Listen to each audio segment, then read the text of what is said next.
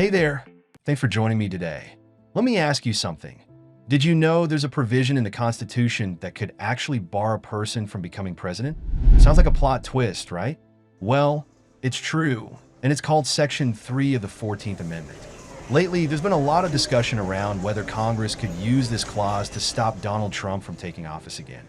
It's a fascinating and complex situation that's raising a ton of questions, not just about legal rules, but about the very framework of democracy. Now, what does this really mean?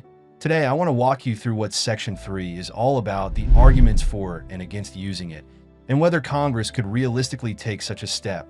By the end of this discussion, you'll have a clearer picture of the facts and what's at stake. So, let's jump in and explore this. First, let's get into what Section 3 of the 14th Amendment actually says. It was written after the Civil War and was designed to stop people who engaged in rebellion or insurrection against the United States from holding public office. This means that if someone took an oath to uphold the Constitution, but then participated in actions like insurrection or gave support to enemies of the country, they're disqualified from office, unless Congress removes this disqualification with a 2/3 vote. Sounds straightforward, right? But as with many things in law, the devil is in the details. So then, how does this apply to Trump? Well, advocates for using this clause against him argue that his actions surrounding the January 6th Capitol riot meet the criteria for disqualification. They point to his impeachment for incitement of insurrection and the findings from various investigations, including the House Select Committee's inquiry into the events of that day. According to these arguments, Trump's behavior, like pressuring Mike Pence to overturn the election results and allegedly fueling the crowd's anger, crossed a constitutional line. But here's the thing, the legal path isn't so simple.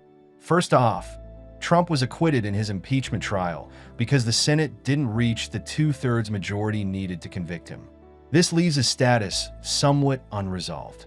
Then, there's the question of whether Section 3 is self-executing. Some experts argue that it applies automatically, while others believe Congress needs to pass specific legislation to enforce it.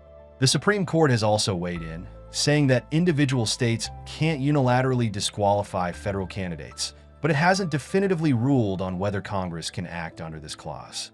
Now, you might be wondering, could Congress actually block Trump? Technically, yes, but it would require some very specific steps. Under the Electoral Count Act, lawmakers can object to counting certain electoral votes if they believe they're not regularly given. This could include votes for a candidate deemed constitutionally disqualified. But here's the catch. It would take a majority vote in both the House and Senate to uphold such an objection. Considering the political makeup of Congress, that's a tall order. On top of that, there's the political reality to consider. Many Republicans have already expressed strong opposition to any effort to disqualify Trump, arguing that it would undermine the will of the voters. Critics also say that trying to block Trump could backfire by fueling claims of election interference or even deepening political divisions. On the flip side, supporters of this strategy argue that failing to act could set a dangerous precedent, signaling that insurrectionist behavior goes unpunished. And what about Trump's response?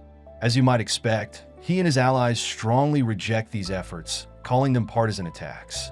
They argue that the legal claims are flimsy and that any attempt to block him would be an abuse of power.